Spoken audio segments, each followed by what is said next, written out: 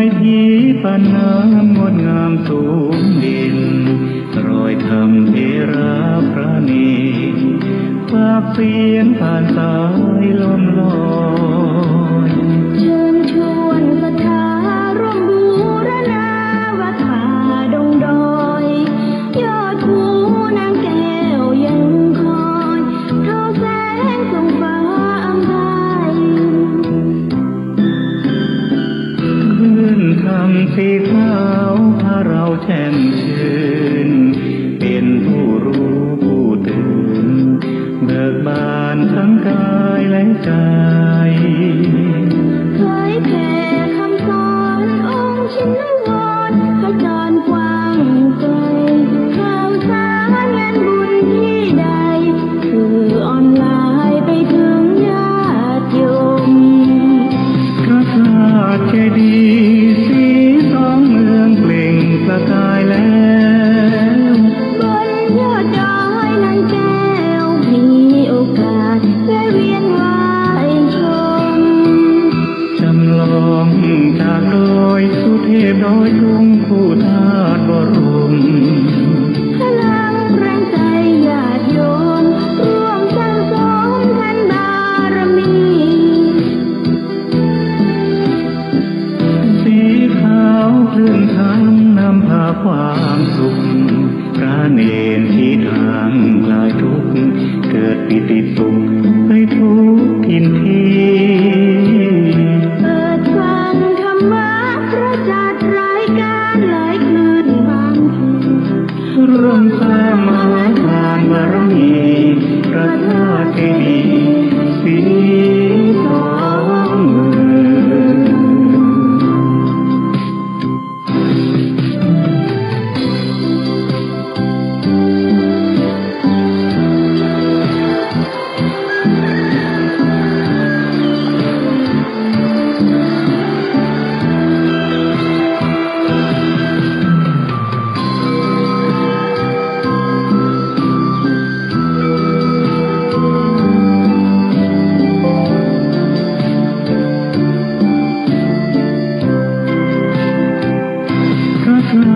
เจดีย์สีสองเมืองเปล่งประกายแล้วบนยอดดอยนางแก้วมีโอกาสได้เวียนไหวชมจำลองจากดอยสุเทพดอยทุ่งผู้ธาตุบรม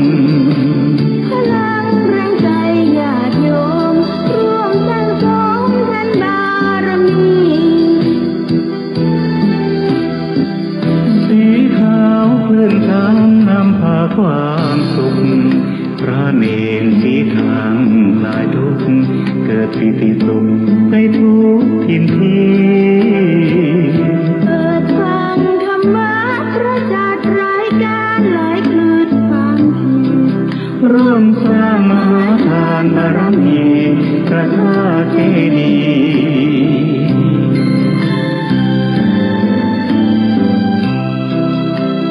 สี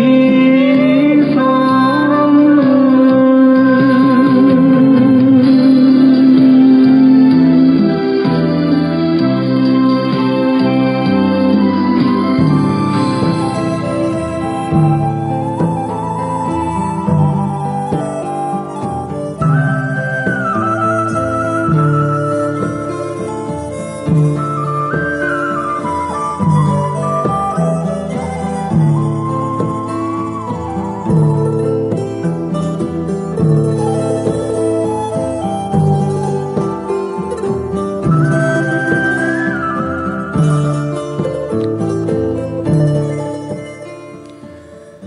ลูกเจ้า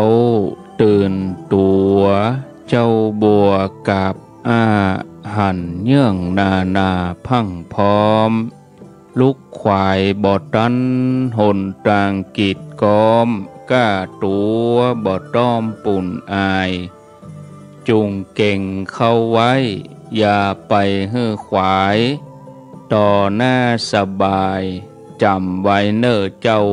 จำไว้เน้อเจ้า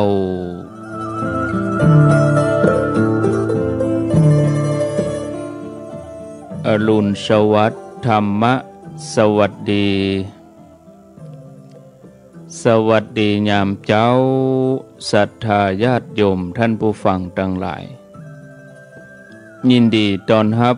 เข้าสู่รุ่งอรุณวันใหม่ปะกันเจ้านี้เป็นเจ้าของวันพัดพฤหัสบดี2 ธันวาคมพุทธศักราช2564วันนี้เป็นวันเดือนยี่เหนือแห่ม13 ค่ำเดือนยี่เหนือแห่ม13 ค่ำพร่ำว่าเป็นวันพฤหัสบดีมาพบกับญาติโยมท่านสาธุชนคนดีทั้งหลายในรายการเสียงธรรมแสงอรุณประจำเจ้านี้ดำเนินรายการรับผิดชอบโดยอัตมภาพพระครูอภิวัฒนวิกรมวัดปากตังเจริญตำบลดอยหล่ออำเภอดอยหล่อจังหวัดเชียงใหม่ณสถานีวิทยุแห่งนี้ขอบคุณเจ้าหน้าที่ผู้บริหารสถานี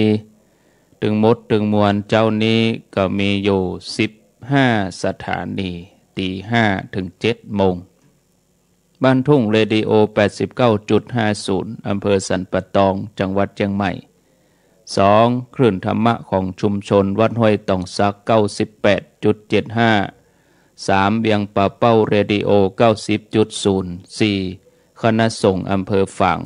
100.25 อำเภอฝางจังหวัดเชียงใหม่5วิทยุมนต์เสียงธรรมวัดบุพารามอำเภอแม่แจ่ม 106.25 6วิทยุชุมชนคนเมืองลี้อำเภอลี้จังหวัดตะปูน 103.75 เสียงธรรมจากวัดจันทร์อำเภอกัลยาณิวัฒนา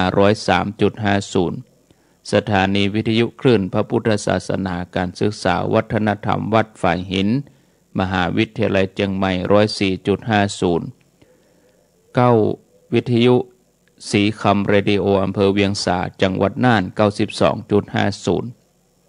10เสียงใสเรดิโออำเภอต้าวังผา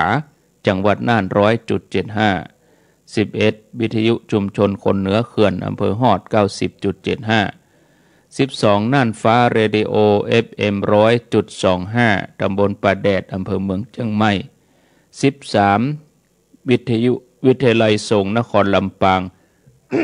สถานีวิทยุวิทยาลัยสงฆ์นครลำปาง FM 106.50 ตั้งอยู่ณบุญยวาทวิหารพระอารามหลวงอำเภอเมืองจังหวัดลำปาง14แดนดินถิ่นล้านนา 103.50 อำเภอสันปะตองจังหวัดเชียงใหม่บ้านหงงัวสันปะตองนำบ่อหลวง15สถานีวิทยุล้านนาเรดิโออำเภอศพปราบจังหวัดลำปาง 95.75 ก็ขออนุโมทนาวันนี้อยู่ด้วยกันเกินชั่วโมงแล้วเดี๋ยวแหมสกรรมตี 5 กึ่งก็จะได้ฟังท่านสมชาติชาตะปัญโยอุทยานธรรมพระสุนทรมุนีแล้วก็6 โมงถึง 7 โมงก็พระมหาสมชาตินันทธรรมิโกวัดหนองยาวอำเภอเวียงป่าเป้าจังหวัดเชียงรายธรรมชาติของใจนั้นสุดแสนที่จะว่องไวแล้วก็ท่องเที่ยวออกจากตัวเฮาได้ทุกเวลาแม้ช่วงเวลาเพียงเล็กน้อยใจของเฮาก็ยังแวบไปล่องลอยไปจนเฮาตุยปอบัดดันคนที่บระมัดระวังรักษาใจปล่อยให้ใจฟุ้งซ่านก็จะมีชีวิตที่สับสนวุ่นวายเป็นอันตรายต่อตนและคนอื่นแม้ใจของคนเฮาจะเป็นสิ่งที่อ่อนไหวเปลี่ยนแปลงได้ง่ายแต่เป็นสิ่งที่ฝึกหัดคือมาหยุดนิ่งได้โดยการปฏิบัติธรรมการวางใจให้ถูกต้องก็จะได้เกิดความเบาสบายการได้ปฏิบัติธรรมการได้วางใจก็ถือว่าเป็นศิลปะที่จะต้องอาศัยการฝึกฝนอย่างนักศรัทธาญาติโยมต้องหมั่นปฏิบัติต้องฝึกให้ดีมีบาลีปรากฏในชาดก ที่ชื่อว่าหัตถิปาละชาดกยะถาปินาวัง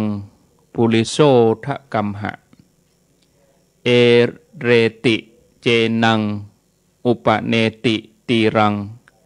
เอวังพยาธิสัตตังชราจะอุปเนติมัจจุวะสัมมันตะกัสสะแปลว่าคนแจวเหือไปฮับไปส่งคนฝั่งโน้นแล้วนำเหือกลับมาฝั่งนี้ฉันใดความชราความเจ็บไข้ย่อมนำสัตวโลกไปส่งฮืออำนาจของพญามัจจุราชเรื่อยไปท่านผู้ฟังทั้งหลายการดำเนินชีวิตของคนเฮากู้คนนั้นล้วนต้องผจญภัยต่างๆมากมายถึงภัยที่เกิดขึ้นจากตัวเองภัยที่เกิดขึ้นจากคนสัตว์สิ่งของที่อยู่รอบตัวภัยที่เกิดจากธรรมชาติน้ำท่วมไฟไหม้แล้วก็ถูกโจรถูกขโมยเหล่านี้เป็นต้นบางครั้งภัยเหล่านี้เราก็สามารถจะลบหลีกหรือว่าแก้ไขป้องกันได้แต่ภัยที่เกิดจากชราพยาธิมรณะภัยนี้เป็นภัยที่ติดตัวเฮามาตั้งแต่กำเนิดตั้งแต่เฮาเกิดมาแล้วเป็นสิ่งที่เฮาหลีกหนีบ่ได้เพราะสัตว์ที่เกิดมาแล้วล้วนบ่ายหน้าไปสู่ความชราความแก่ความเจ็บที่สุดก็คือความตายเหมือนตะวันที่จะขึ้นแถมบักกี่ชั่วโมงเมื่อออกจากขอบฟ้า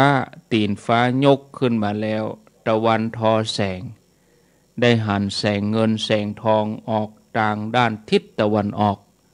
แล้วตลอดทั้งวันดวงตะวันพระอาทิตย์ก็เคลื่อนคล้อยเคลื่อนย้ายแล้วในที่สุดก็อัสดง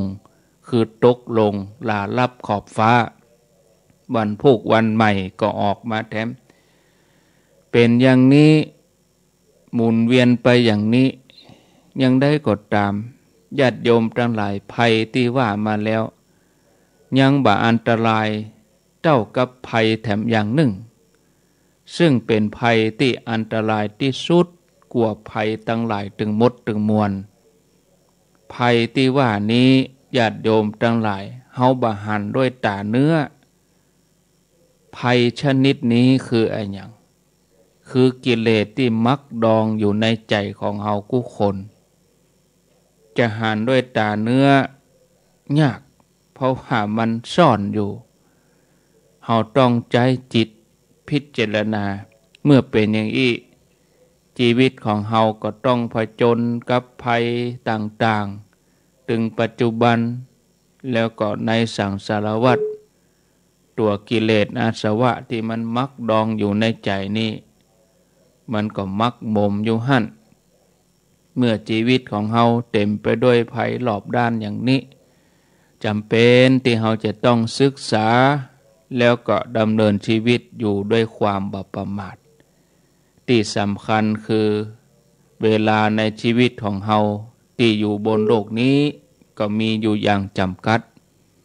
แต่ละวันคืนผ่านไปก็ไปอย่างรวดเร็วกำเดียวเมื่อวันก็เดียวเมื่อคืนเฮาตั้งหลายสวัสดีเดือนใหม่สวัสดีวันที่1 ธันวาวันนี้ก็วันที่2แล้ววันที่1ก็เป็นวันเก่าของวันนี้วันนี้ก็จะเป็นวันเก่าของวันพุธ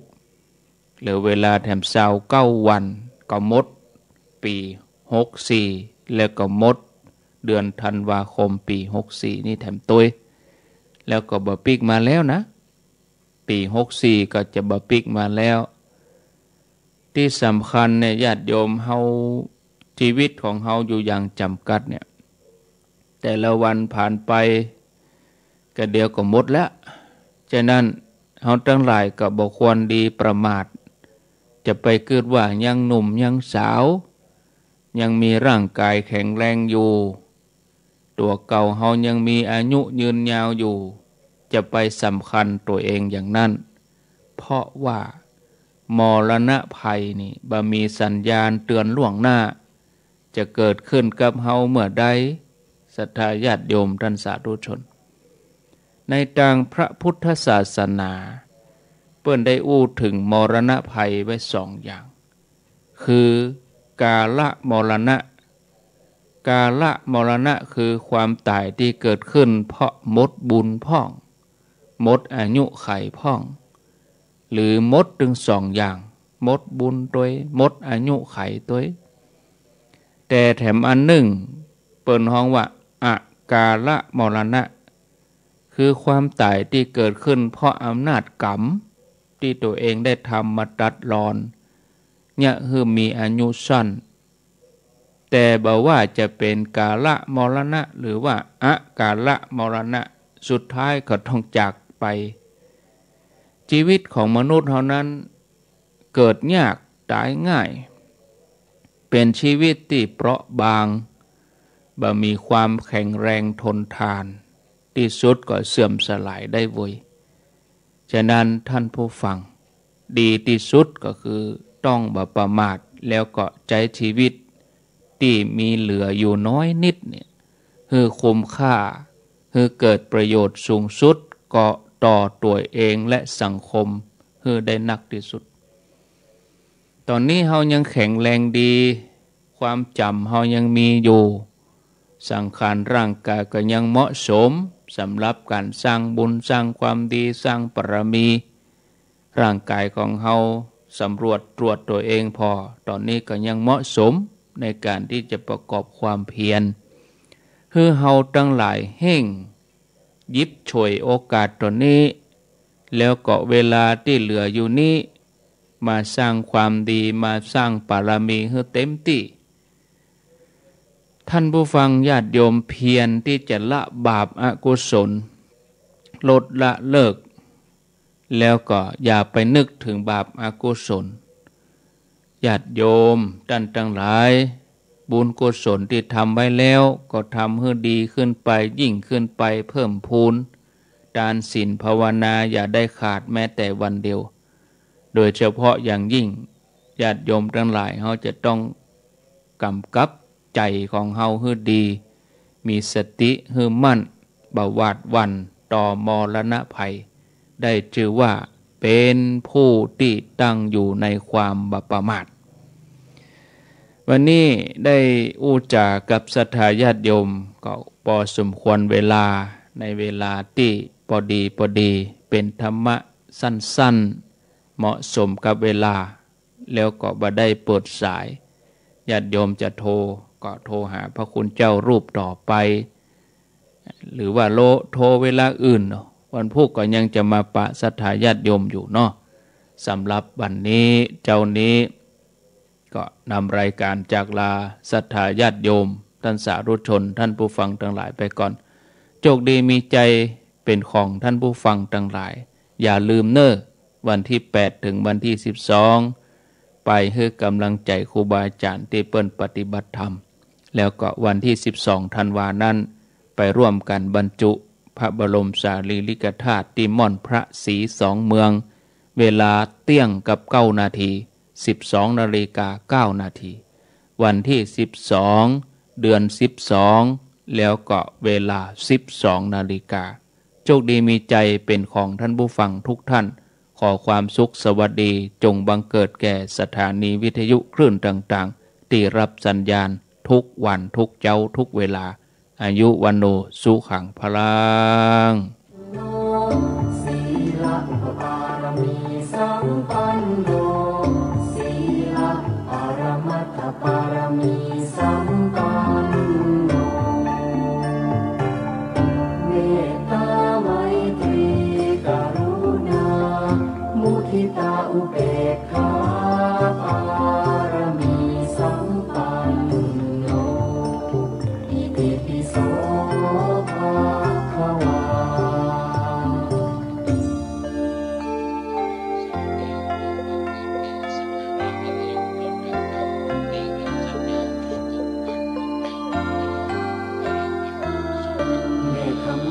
ปารมีสัมปันโนเนคขมะอุปปารมีสัม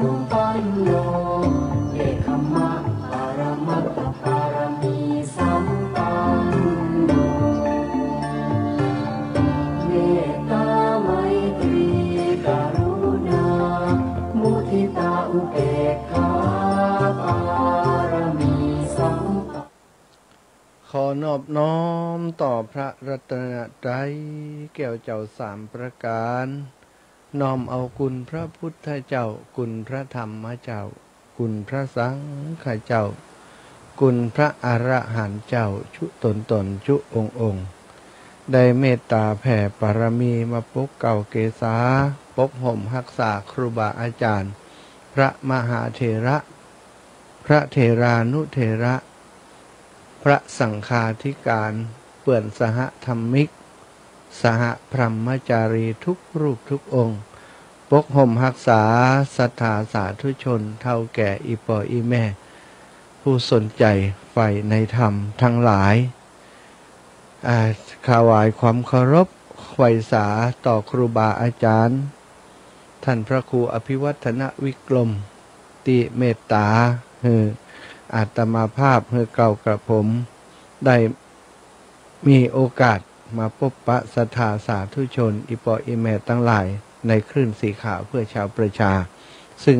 ออกอากาศขณะนี้15สถานีครอบคลุมพื้นที่จังหวัดเชียงใหม่จังหวัดลำพูนจังหวัดลำปางจังหวัดเชียงรายและจังหวัดต่าง8ต่างน่านมาหูจะไปถึงก่อนเนาะตอนเจ้าวันนี้ก็ขอบคุณครูบาอาจารย์ตลอดถึงสถานีวิทยุทุกสถานีที่ท่านอาจารย์ท่านพระครูได้แจ้งไปเมื่อต้นชั่วโมงตะกี้นี้เนาะขอบคุณเป็นอย่างสูงเน้อที่เปิดโอกาสครูบาอาจารย์ตลอดถึงพระสงฆ์องค์สังฆเจ้าในเครือข่ายได้มีโอกาสนำพระธรรมคำสั่งสอนมาเผยมาแผ่มาบอกมากล่าวมามาจ้าเป็นข้อคิดสะกิดใจก่อนรุ่งอรุณก่อนอรุณวันใหม่จะขึ้นมาเนาะได้ฟังน้ำฟังธรรมกันก็เพราะศรัทธาสาธุชนปเลี่ยงเอียงคำทั้งหลายเปิดโอกาสทางสถานีวิทยุของท่านรับคลื่นสัญญาณจากธรรมะจากตังเครือข่ายคลื่นสีขาววัดปากตางเจริญเนาะได้ออกอากาศขยายไปขอบคุณหลายๆเน้อได้บุญได้กุศลด้วยกันศรัทธาเท่าแก่อีปอยอีแม่พบกันวันนี้อาตมาภาพพระมหาสมชาติชาตปัญโยอุทยานธรรมพระสุนทรมุนีบัดหัวตุ่งบันต้งหัวทุ่งสามัคคีหรือว่าไกลๆก็บันตกหัวจ้างเนาะติดกันหนะแยกเป็นหมู่บ้านใหม่แยกออกมาบันตกหัวจ้างก็ได้เนอะตำบลพระบาทอำเภอเมืองจังหวัดลำปางเป็นผู้ดำเนินรายการต่อจากครูบาอาจารย์มีเวลา30นาทีเนาะก็เพราะฉะนั้นก็คงจะประมาณที่ครูบาอาจารย์เพิ่นได้สนทนาจาเอาสิ่งดีๆมากับสถาไปตะกี้อาตมาก็จะน้อยสักน้อยนึงเพื่อจะเปิดโอกาสให้สถาญาติโยมได้โทรเข้ามาเพราะในช่วงต้นรายการสารธรรมครูบาอาจารย์ก็ได้ไปแล้วนะได้นำมาบอกกล่าวกับสถาญาติโยมไปแล้วก็ถือว่าเป็นสารธรรมที่มีประโยชน์นะจากขั้นพื้นฐานไปถึงปรมัตถธรรมก็สถาญาติโยมที่ฟังเป็นประจำก็เป็นการย้ำเตือนสติตัวเก่าหมู่เฮาตลอดเวลาเนาะว่าชีวิตนี้เป็นของน้อยบ่เหมือนบันนานเฮาจะอยู่ในความประมาทบ่ได้พระพุทธเจ้าพระพุทธองค์นี่ได้ตรัสกับสาวกในหลายที่หลายแห่งตลอดเวลานะว่าจงใช้ชีวิตอยู่ในการมีสติตลอดเวลาจงอย่าประมาทเพราะความประมาทเป็นบ่อเกิดแห่งความตายในที่นี้บ่ได้พระองค์บ่ได้หมายถึงการตายในทางร่างกายสถาทั้งร่างกายเป็นเรื่องธรรมดาบ่ต้องก็ได้บ่ต้องบอกก็ได้ทุกคนรู้อยู่แล้วแต่ความประมาทที่เกิดขึ้นและเกิดเป็นความตายนั่นก็คือความตายทั้งจิตทั้งใจความตายในเรื่องของจิตใจเนาะก็คือตายจากคุณงามความดีตายจากคุณงามความดีในที่นี้ก็คือถ้าเกิดความทุกข์นั่นแหละคือความตายทุกเวลาทุกนาทีของชีวิตที่พระพุทธองค์ทรงตรัสไว้เนาะว่าโอ้คนเฮาเวียนว่ายตายเกิดตายบ่ฮู้กี่รอบบ่ฮู้กี่ชาติบ่ฮู้กี่เจนอันนั้นก็อีกเรื่องนึงแต่ว่าส่วนที่ตายทุกวันทุกเวลาทุกนาทีนี่ถ้ามีความโกรธเกิดขึ้นมีความโลภเกิดขึ้นมีความริษยาเกิดขึ้นนั่นคือความตายในความหมายของพระพุทธองค์สิ่งที่จะมายุดยั้งความตายตรงนั้นใดก็คือความบ่ประมาทคือสติสัมปชัญญะเนาะศรัทธาทั้งหลายวันนี้ได้พบปะกันก็ขอได้นำสารธรรม เรื่องที่ใกล้ตัวของศรัทธาเท่าแก่พ่อแม่พี่น้องอีพ่ออีแม่ทั้งหลายมาอูมาจ่ามาเล่ามาบอกมากล่าวกันเนาะนี่มีเรื่องหนึ่งนะคนเฒ่าทั้งหลายชอบจะอู้อยู่เป็นประจำหรือว่าครูบาอาจารย์เปิ่นจะสั่งจะสอนลูกศิษย์ลูกหาเป็นกรรมติดปากคนไทยเฮามาว่าเกิดเป็นคนต้องมีความอ่อนน้อมถ่อมตนนะอยู่ตลอดเวลาพ่อแม่ก็สอนมาตั้งแต่น้อยบอกก่อนเนี่ยเวลามีแขกมาบ้านมาจองเนาะเขาจะเดินไก่ปอไก่แม่ต้องค่อมหัวก้มหัวการเอานะบางครอบครัวเพิ่นก็สอนให้การบางครอบครัวเพิ่นก็สอนให้ถ้าจะเดินก็เดินเข่าเดินเข่าหรือว่าก้มลงค่อมตัวให้ต่ำลงก่อยผ่านผู้รักผู้ใหญ่ไปโอ้เป็นภาพที่น่ารักน่าเอ็นดูน่าศรัทธาเขาเป็นละอ่อนโดนพ่อแม่สั่งอย่างอันละอ่อนบางคนก็อาจจะบอกคุ้นเคยอาจจะบอกชอบอาจจะบอกทำบางคนอาจจะบอกทำไปเลยเดินตึงข้ามไปเลยอันนี้ก็แล้วแต่เขาจะมุมมองของเขาเนาะถ้าเขาหันสมมุติเขาเป็นผู้ใหญ่ผู้รักผู้ใหญ่เนี่ยหันละอ่อนติดจะเดินกายเขาเนี่ยค่อมตัวเหี้ยสถานเนาะก้มตัวลงก้มต่ำลงไปค่อมตัวแล้วก็ผ่านไปมันเป็นภาพตีหน้าฮักน่าเอ็นดูนะ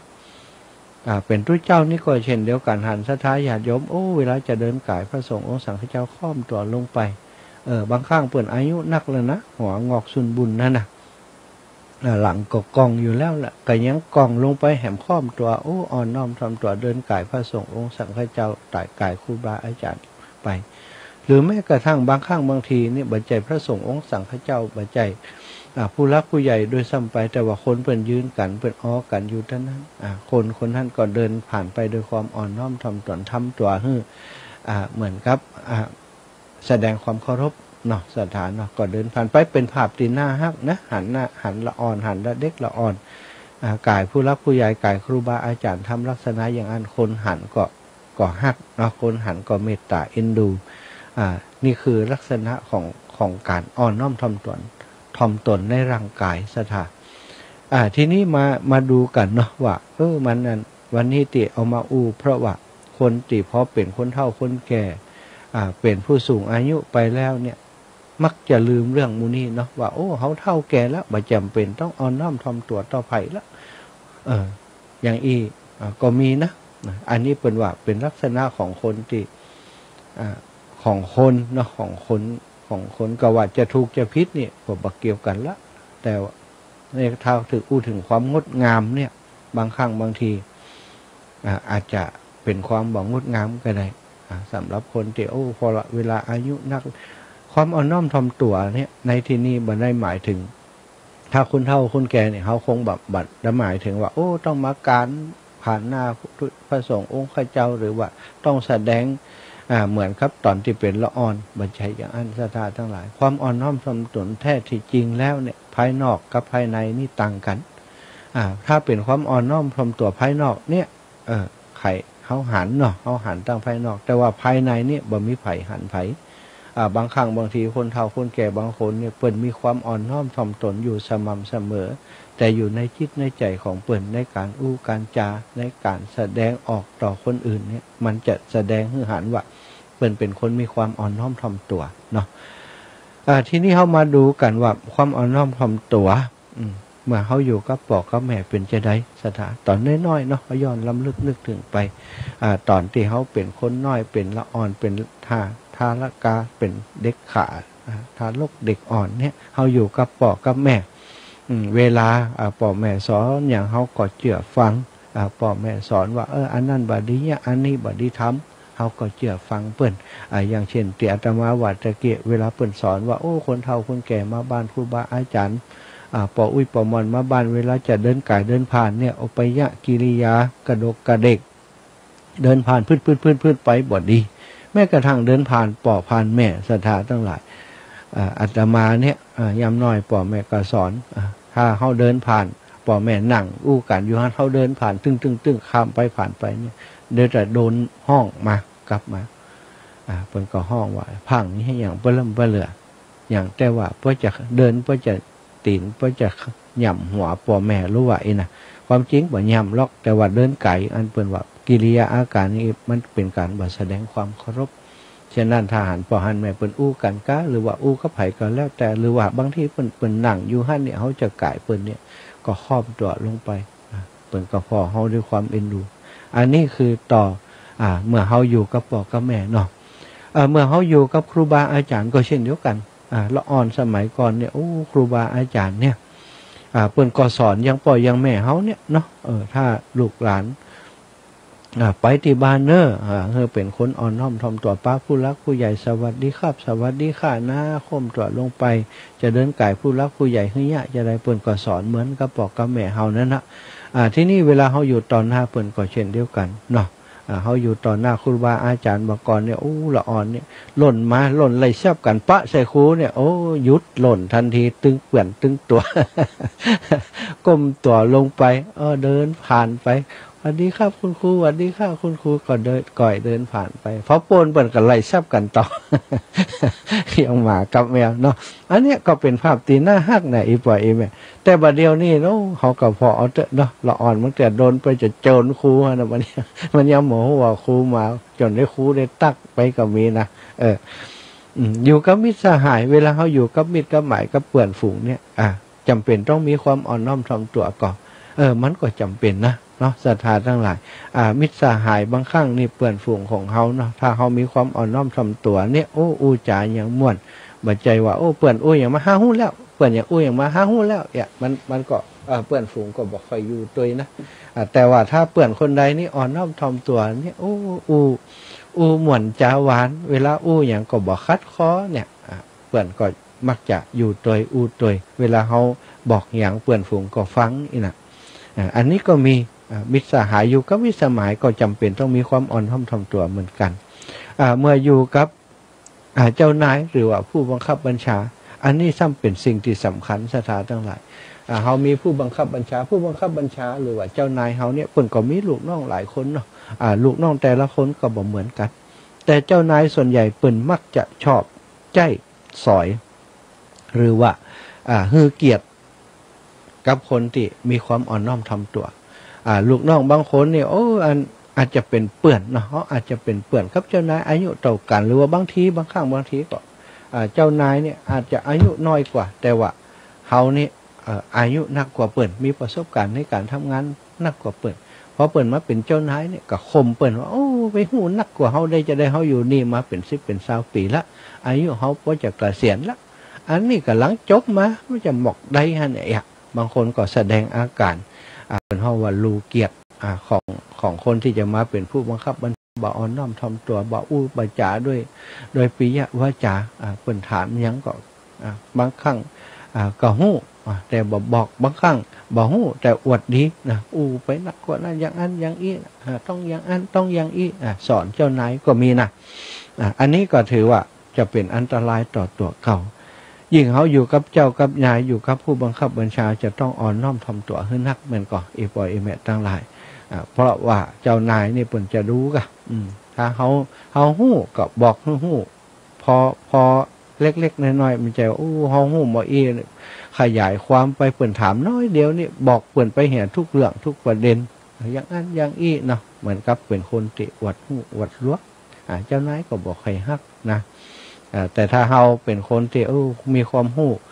หมกพอดีกิริยาอาการที่เขาทำก็บ่เด่นเกินไปบ่ยังเกินไปทำให้เปิ่นเจ้านายเปิ่นก็จะไว้อกวางใจเฮาในที่สุดนะเมื่ออยู่ต่อหน้าพระสงฆ์องค์สังฆเจ้านี่ก็เช่นเดียวกันบางคนเนี่ยเจ้าเนี่ยเข้าวัดประจำหูมัดพระเจ้าการดูแลพระสงฆ์องค์ข้าเจ้าเป็นจะได้เปิ่นจะได้อย่างธรรมะนี่หูทุกข้อ ไปวัดไปไหว้จะได้บางคนเนี่ยถือตัวว่าเก่งถือตัวว่าสนิทสนมกับพระสงฆ์องค์ข้าเจ้าไปวัดไปไหว้ก็อาจจะประมาทพลั้งเผลอว่าแสดงกิริยาอาการให้คนทั้งหลายหันว่าตัวเองนี่เด่นตัวเองนี่เก่งพระสงฆ์องค์ข้าเจ้าไว้วางใจเนาะก็เกิดเป็นการวัดตนเหมือนกันนะอาจจะกลายเป็นความบ่อ่อนน้อมถ่อมตัวไปได้ในที่สุดเพราะฉะนั้นก็จำเป็นที่บางทีเขายิงเท่ายิงแก่มาเนาะสิ่งมูนี้มันหายไปก็ต้องฟิกฟื้นขึ้นมาอีปล่อยอีแม่ทั้งหลายเมื่ออยู่กับครอบครัวคนที่มีความอ่อนน้อมถ่อมตัวนี่ก็จะฮื้อเกียรตินะ ถ้าเป็นสามีก็ให้เกียรติภรรยาถ้าเป็นภรรยาก็ให้เกียรติสามีใบยะอย่างที่ดูหมิ่นดูถูกดูแคว้นกันถ้าอยู่กับลูกกับเต้าก็เช่นเดียวกันกับลูกกับเต้าโดยปิยวาจาสั่งสอนแต่กรรมดีๆเนี่ยให้ลูกหันถ้าพ่อแม่ปฏิบัติตัวต่อกันดีนะลูกเต้ามันก็ดูจากพ่อแม่นั้นละเขาก็จะเป็นคนดีเป็นคนที่มีความอ่อนน้อมถ่อมตัวในที่สุด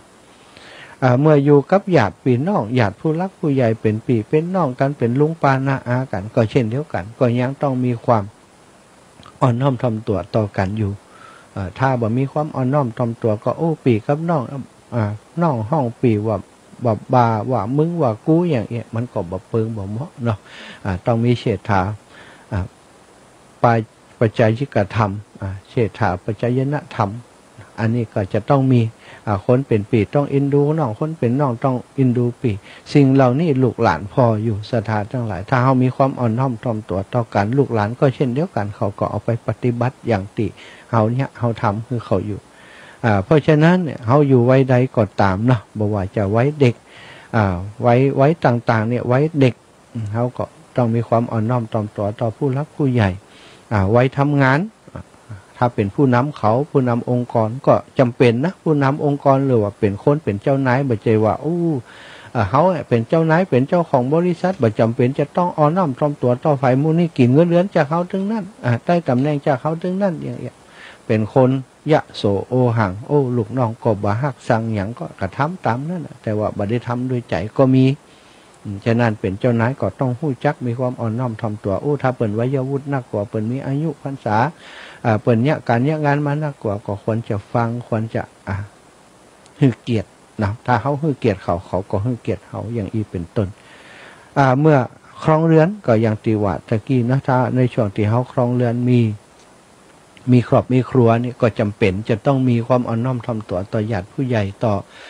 คนที่เกี่ยวข้องในครอบครัวของเขาแม้กระทั่งคนที่เป็นบริวารอยู่ในครอบครัวของเขาก็ต้องปฏิบัติตัวให้ถูกให้ต้องให้เขาได้สบายอกสบายใจที่อยู่กับเขาครับอันนี้ก็คือสิ่งที่สำคัญอีปอยอีแม่ทั้งหลายคนยิ่งอายุมากขึ้นเนี่ยความหูเขาก็หนักขึ้นส่วนใหญ่ก็จะมีความหลงตัวเองอยู่ในตัวหันเนาะไผ่บ่หูนะตัวตนของเขาก็มีบางครั้งบางทีเปิ่นว่าอันนั้นวันนี้เนี่ยเขาหูแล้วอีน่ะเขาก็อยากจะบอกว่าบ่ต้องอู้นักอันนี้ต้องอย่างอี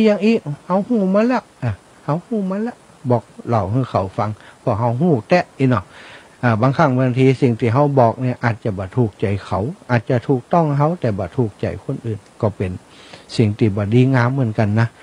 ต้องระมัดระวังไว้เนอะไอ้พ่ออีแม่ทั้งหลายเขามีความหู้บางทีความหู้ที่เขามีเนี่ย เขาจะบอกตรงๆก็กลายเป็นการยกตนข่มท่านไปอวดดีไปอีกเขาก็บอกอ้อมๆผ่องหาวิธีหาอะไรอย่างมาเพื่อจะให้คนทั้งหลายได้ฟังด้วยความสบายใจเนาะจำเป็นจะต้องมีอยู่ความอ่อนน้อมถ่อมตัวคนผู้รักผู้ใหญ่คนที่อายุนักยิ่งเป็นมีความอ่อนน้อมถ่อมตัวยิ่งเป็นความน่าฮักนะอีพ่ออีแม่ทั้งหลายโดยเฉพาะคนที่อายุนักเนี่ยหันลูกหันหลานเนี่ยนั่นอย่างนี้เขาท่าโลไปปรึกษาว่าเป็นจะได้ให้อย่างอันอย่างถ้าเขาเนี่ยอย่างจะดีกว่าจ้าลูกหลานเขาบางครั้งนะลูกหลานมุมมองของลูกหลานก็ดีความหู้ที่เขามีอยู่นี่อาจจะบ่ถูกบ่ต้องแต่ถ้าเขาไปคัดทีเดียวเนี่ยอาจจะเกิดความบ่พอใจขึ้นมาแต่ถ้าเขาไปปรึกษาหารือว่าเป็นอย่างอีกเป็นอย่างอีกเขาเนี่ยเขาแล้วเขาก็ใส่ความคิดของเขาไปว่าถ้าเนี่ยอย่างอีได้ก็จ้าบางทีเนี่ยเป็นประสบการณ์เขาที่เคยทำมาเนาะอาจจะเป็นสิ่งที่ถูกต้องกว่าที่เขาคิดเขาทำอยู่นั่นเขาก็ฟังแล้วแต่เข้าท่าเนาะเขาอาจจะเปลี่ยนแปลงความคิดได้อันนี้ก็เป็นสิ่งหนึ่งที่เป็นคุณธรรมของคนที่มีความอ่อนน้อมถ่อมตัวที่เพิ่นมีอยู่เนาะเพิ่นแสดงออกมาวันนี้ก็ได้เวลาที่จะให้อีปออีแม่โทรมาประมาณสัก 5-6 นาทีนะเวลาหน่อยฟันกันคนหน่อย0808844173เนาะบอกเบอร์โทรเร็วไปแต่ว่าขออนุญาตบอกเร็วอย่างอีแต่บอกหลายครั้งเขาแล้วกันเนาะ0808844173คนที่มีเบอร์อยู่แล้วก็โทรมาได้เนาะ 0808844173ช่วงนี้อากาศเย็นอากาศหนาวจะสิ้นปีอยู่แล้วสถานญาติโยมอีปออีแม่ดูแลตัวเองเนอะดูแลตัวเองจะออกจากบ้านไปใส่หมวกใส่หวอมเนี่ยอากาศมันเย็นหมอกหมอยมันลงดิมดีก็ก็หม่อมเฮาบังแล้วเท่าแก่แล้วจะเป็นวัดเป็นไอเอาเป็นวัดเป็นไอคนบ่เดียวนี้ก็สงสัยนะกลัวกัน อุณหภูมิส่งคุณภาพพิษปกติก็กลัวกันแล้วนะกว่าจะเป็นโควิดโความกันต้องระวังใส่ใจตัวเองเนอะใส่เสื้ออุ่นเสื้อหนาวออกไปไหนถ้าเสื้ออุ่นเสื้อหนาวมันบ่พอก็เอาผ้าห่มมาตุ้มแฮมโดยเฉพาะอยู่บนดอยเนาะพี่น้องชนเผ่าพี่น้องชนพื้นบ้านพื้นเมืองของเราอยู่บนดอยอยู่ตีสูงดูแลให้ความอบอุ่นกับตัวเก่าเนอะ0808844173เนอะจะเริญปอนจ้าไม่ใส่เจ้าท่านจ๋าเจ้าที่ตามตลอดนะฟังกับเจ้าแล้วตั้งแต่ตุลุงยองมาละโอ้จ้าจ้าโยมแม่สีทอนเนาะหนองบัวชัยประการดีโยมแม่สีทอนใจไม่ท่านอาจารย์เจ้าขอบคุณอีแม่เนอะบุญรักษาเนาะแม่เนาะจะเริญปอนเจริญปอนสายต่อไปจ้า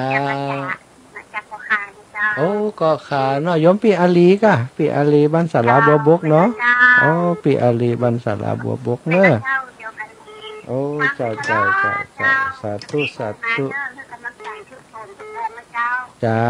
ยมปียมแม่เนาะบันสาราบัวบกเจริญปอนเจริญปอนโยมแม่น้อยถ้าโทษแม่น้อยนี่กดโทรศัพท์เก่งนะเนี่ยโอ้สาธุเนอะปันกันคนน้อยแม่เนาะดีละเจริญปอนจากแม่แจมพ่องจากลำปางไปแอวตั้งแม่แจมแล้วเนอะอีแม่ว่าจะได้ตั้งแม่แจมโอ้ติดแล้วบอกแม่แจมมาว่าจะได้ฮะ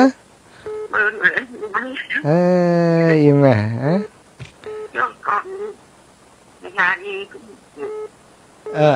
ว่าจังได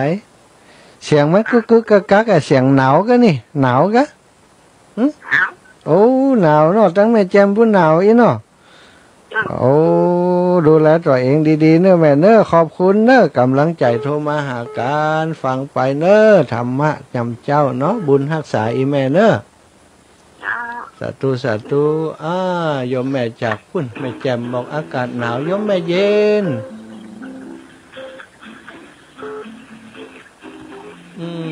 โยมแม่เย็นโอ้อันนี้เป็นเพลงไปเหี่ยล่ะขอฮับสายไม้เนอะขออนุญาตแม่จันสีแม่นก็แม่นเจ้าไว้ค่ะเจ้าเจริญปอนโยมแม่ดีนะท่านแม่ดีกะอากาศทั้งผู้หนาวอีแม่เจ้าไว้ค่ะเจ้าสาธุบุญรักษาอีแม่เนาะปันกันคนน้อยแม่จันเรียนใส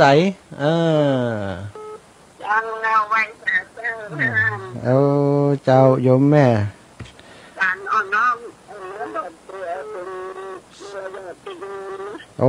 นักกะเนาะแม่เนาะ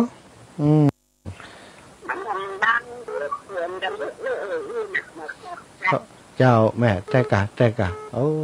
อายุหนุ่มกว่าเขาก่อนเนาะรถไก่วุ่นอีเนาะวันเดียวมันเป็นอย่างอันไปเห็นแล้วนะอีแม่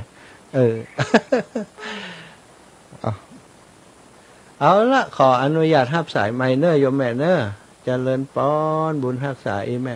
7900เนอร์7900ว่าจังได7900จากทางใดนี่อีป่อรายงานตัวจิดี3ยอดเจดี3ยอดป่ออย่างจ้า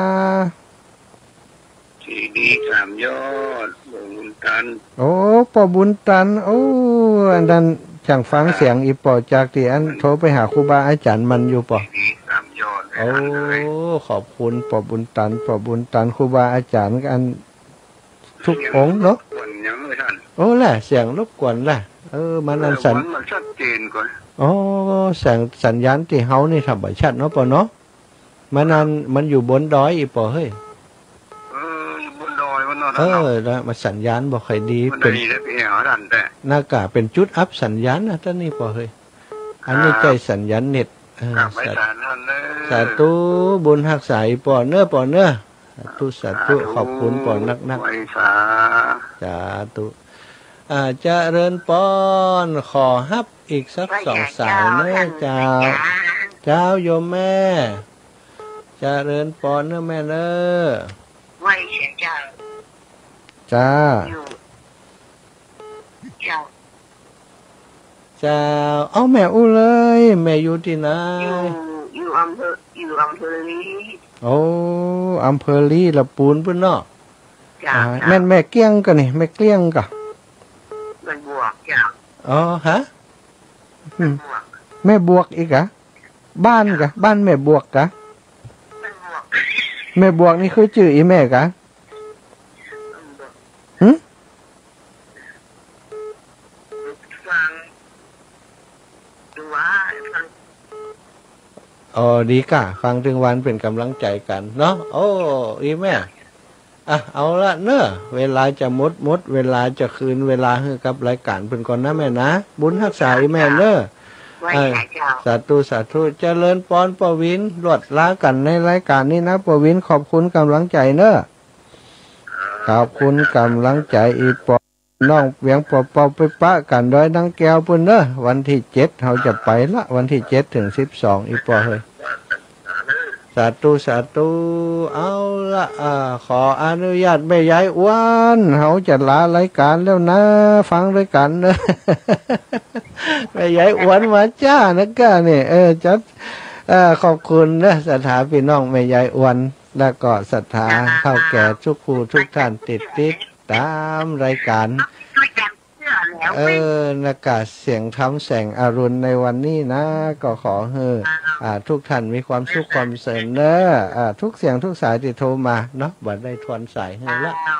ขอให้ท่านมีความสุขจัตตารโอธรรมาวัฏันติอายุวันโนสุขังปะลังสา